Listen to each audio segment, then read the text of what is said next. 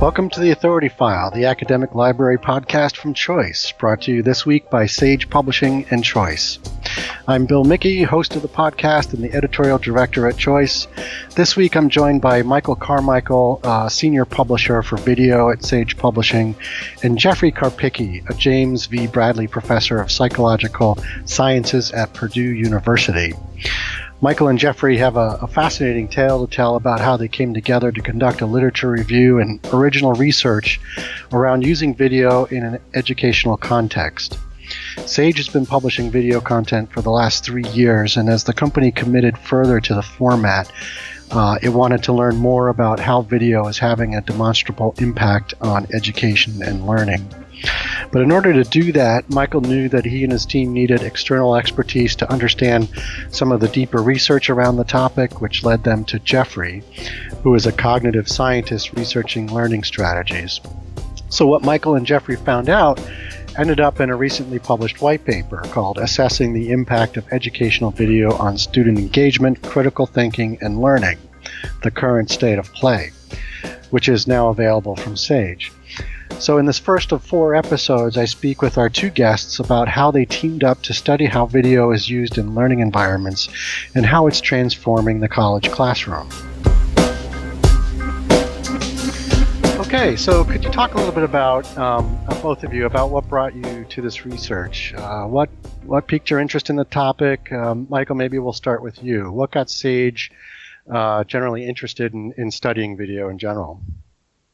Yeah, sure. It might be useful just to start with some background, I think, first of all, Sure. Looking out and then sort of looking into the Sage perspective. Video use is now huge in the wider world, and you can pick one of many statistics or facts around that, but one that I really like that I've seen a bunch of times is that 500 million hours of video are watched on YouTube every day now, which Right. is absolutely astonishing for a company that was incorporated, I think it was on Valentine's Day back in 2005.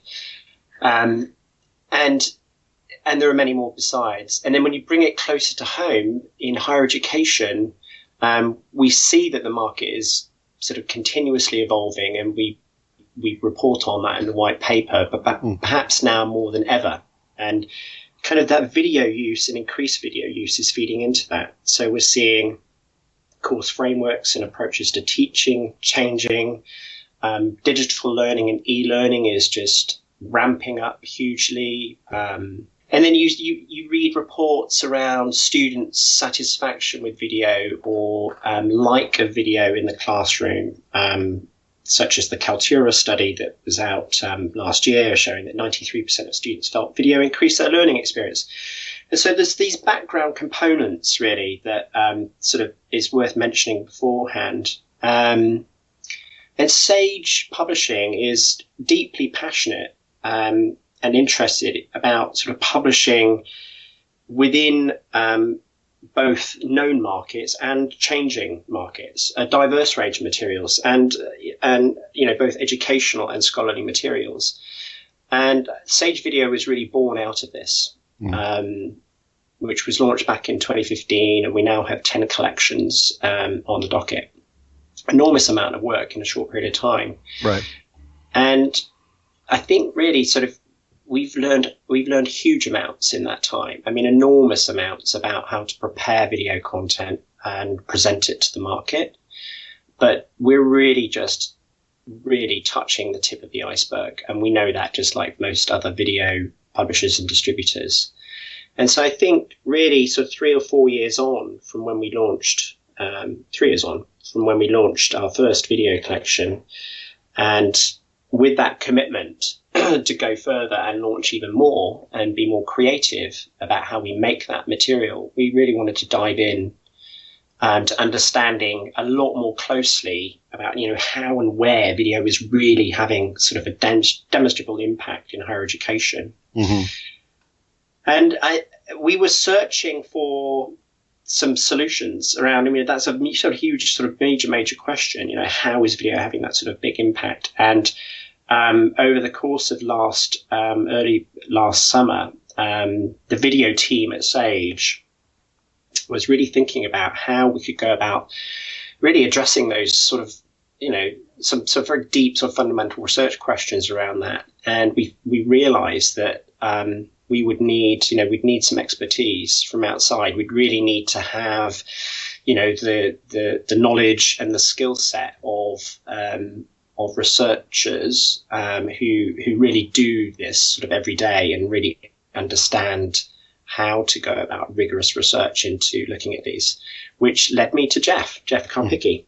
And we formed a great partnership in this exercise. And so it's been, so I'll hand over to Jeff to say more about it from his perspective. Sure.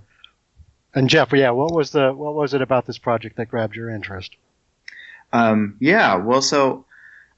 I'm a cognitive scientist, and I do research on learning strategies. And so we're interested in understanding what are the mental processes that are involved in effective strategies. But I'm also interested in taking what we know in cognitive science and applying it in real world settings. Mm-hmm. And I say this all kind of as preface because videos are increasing dramatically all over education, certainly in higher education, but also at other levels of education earlier on, with adult learners, non-traditional learners.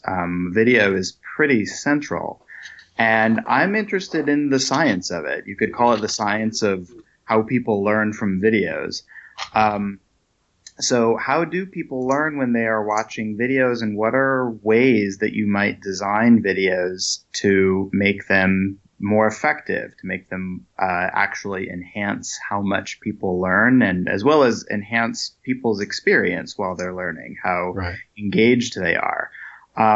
And so in addition, the opportunity to work with Sage is something that I wanted to jump at, for a variety of reasons, but one is that in my world, in a psychology department in the ivory tower, it's sometimes hard to make sure that you're using materials in our research that are actually the kinds of things that people would be using and learning from in real world settings. Mm-hmm. So partnering with Sage has been great, honestly, purely for selfish purposes, because we're able to use some of Sage's materials that are the authentic materials that Sage is preparing and developing and going to put out there with students.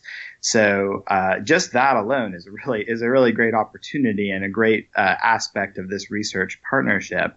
But I think there are a lot of both practical and from like the cognitive science standpoint, a lot of reasons to be interested in how people learn from videos. Right. And Michael, I just want to circle back with you real quick. I mean, part of, you mentioned Sage has been producing its own video content now for 3 years. And I think one of the reasons you guys pulled together this white paper with Jeff is really kind of corralling the research that's already out there around sort of the effectiveness of video in a learning environment, and doing that in a way that benefits your own content development and making sure that you're producing and creating the video content correctly and most effectively, and then even within that, I think Jeff, correct me if I'm wrong, but there was a very specific sort of some original research that you wanted to produce in the context of the white paper, and that is around, Jeff, I think you touched on it, like specific design elements that may or may not make video content a more engaging learning tool. Yeah, exactly. So that was a big part of the project. It was there are two pieces to the white paper. One is the overall review of the of the literature, the current state of the arts, Right. which is kind of it's a broad question when you start asking questions about how people learn from videos and what the impact of videos is, very broadly speaking. And the experiment that we did was more focused on that specific question about what are the features of a video in particular that might make it more engaging to students and make it produce more effective learning outcomes. Right. And then, Michael, anything you want to add there with that? Yeah, I mean, it's right. I mean, when we started this out, I mean, we really didn't know what the landscape of the research, what the research landscape was at all. And when you started digging into articles, I mean, I did my own very sort of small literature review. And it was like a snowball effect. I could see already that, one citation led to another citation going back. And and then over the last 2 years, you could see this huge amount. And I just realized that, that there hadn't, I mean, I don't know if there'd actually been a sort of a proper, a more sort of really up-to-date sort of literature review on this topic for a while. And we wanted to educate ourselves, as you say, Bill. I mean, we really wanted to try and understand how, a starting point was, okay, have we got it right? I mean, are we designing our content in the right way? Are we Right. we going to do it in a way that is going to sustain usage and attract engagement and have professors feel comfortable that they can assign content in the classroom in the way they would a textbook? We wanted to be able to, to really try and make sense of what was there before we dove into understanding really how to pinpoint further questions and figure out what the research trajectory should be, which was an immense kind of undertaking and very exciting undertaking as well. Sage Publishing has just released a new video collection on the Sage Research Methods platform called Practical Research and Academic Skills. These 400 video titles cover the practical skills needed to conduct successful research, including project and time management, writing for publication, and presenting work. There is also an essay writing kit appropriate for anyone learning to write college-level papers and information on pursuing careers in research. Students looking to continue in academia will find information on building professional networks and presenting at conferences. These tips are presented through engaging videos, which include tutorials and animated videos. Go to sagepub.com to learn more and to find information on free trials.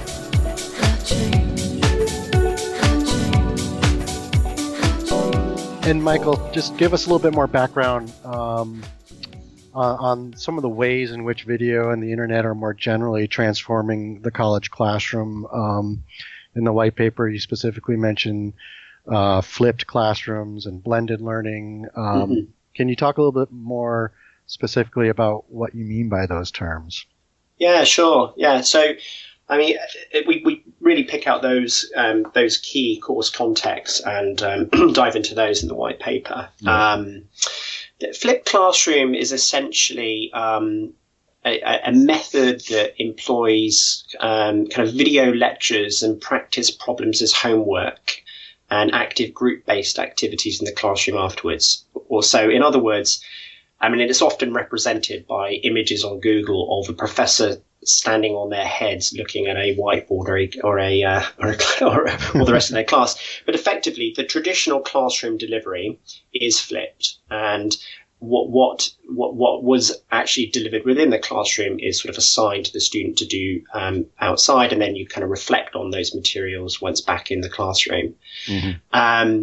Blended learning is slightly different. I mean, it's really sort of using the term blended as a clue. I mean, it's really the combination of multimedia resources and traditional classroom methods in one stream of teaching. So it's not flipping, it's blending. It's sort of taking video, it's taking podcasts, and it's really integrating those within the sort of the course delivery mechanism. And we've seen the literature is showing sort of immense growth in both modes of delivery. over the course of the last decade. One of the papers we mentioned in the white paper, which was a content analysis, which was published in 2015, showed this phenomenal rise in sort of published research around the flipped classroom in 2015, with over 190 articles published in that 1 year alone. But when you look back to 2010, 2011, it was almost kind of negligible amounts being published on the flipped classroom at that time. And similarly, the research trajectory on blended learning is showing a sort of an escalated sort of amount of publishing as well. Okay. And so you're seeing that rise definitely in the literature around, and video is a perfect mechanism for the delivery of both of those course mechanisms. Right. Okay. So yeah, we'll get into it a little bit later. There's sort of like a chicken and egg situation here in terms of the influence of video on the classroom, or sort of the evolving learning environment in the classroom itself simultaneously. There's kind of a parallel track going on there, but we can talk about that in a few minutes. In the meantime, I'm wondering,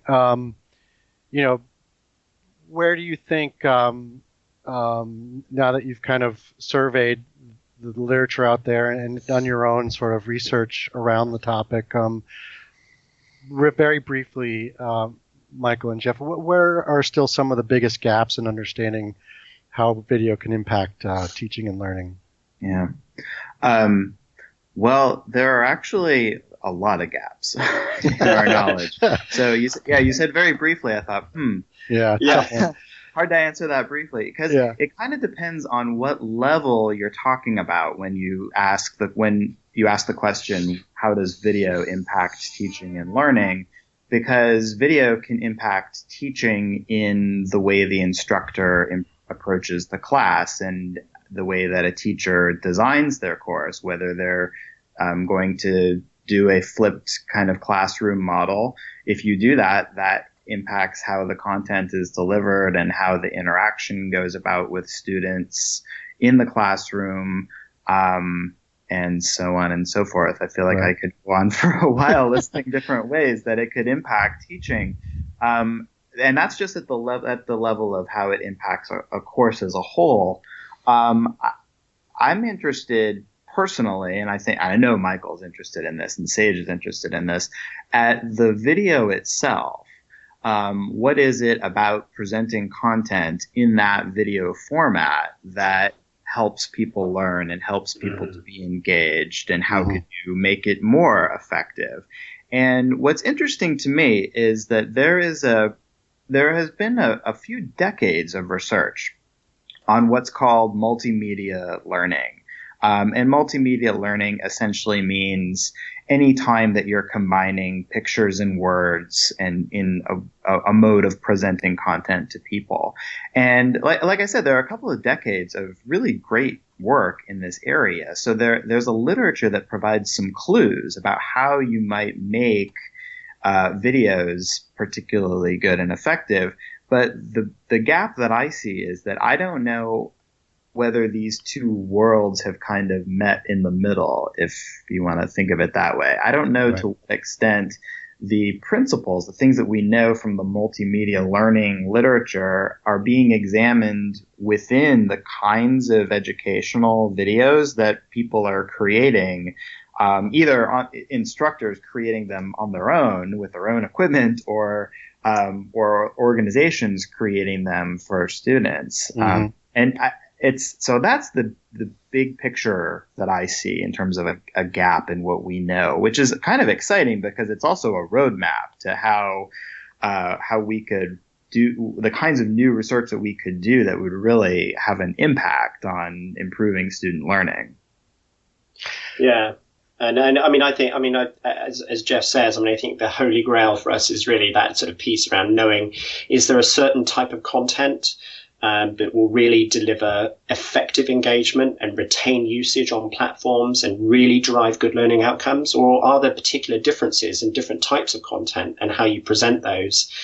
I think the research has uncovered the need for a lot more question asking around that. And I would say for me, beyond that, I think the research and certainly the literature review really uncovered some gaps in knowledge out there, which are really interesting and potentially exciting avenues to go further. So this idea of engagement and what it really means is a fascinating one. I mean, it's sort of, we try to unpack that and define it in different ways, because it's, there's no consistent understanding of that and in the literature, and it can mean many things. And then I think, as we do with our textbook publishing, our editors are constantly trying to think around how can we deliver some of the key skills that students need to master. So critical thinking is one of those huge transferable skills that students need to master, across all different levels of study.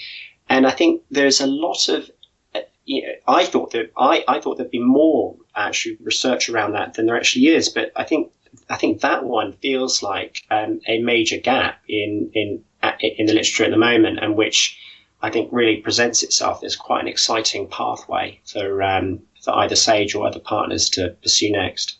Yeah. Do you think we're headed towards, or maybe maybe the question is, do you think we need a set of standards around, the creation of video in an educational context, or?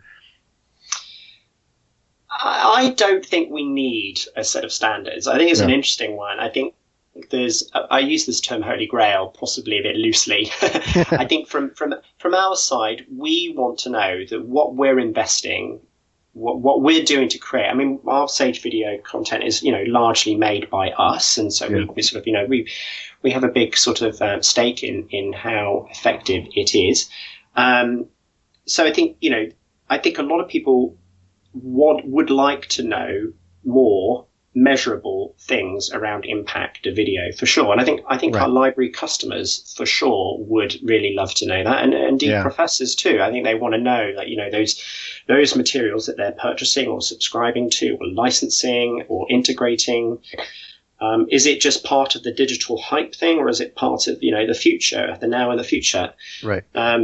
So I think I'm not sure necessarily about an absolute need for universal standards, but certainly, people will be looking towards trying to develop ideas of good practices, commonalities in sort of design features and sort of impact from there and so forth, which I think will be really, really, really beneficial for all concerned in education.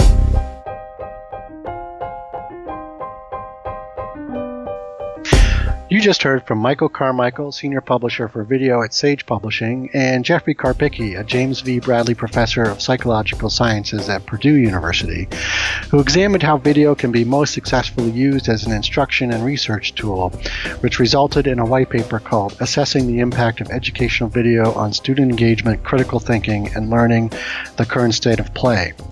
This concludes episode 1 of our 4-part series. This episode was brought to you by Sage Publishing and Choice. Be sure to join us for the next episode, where we'll talk about the original research that was conducted for the study.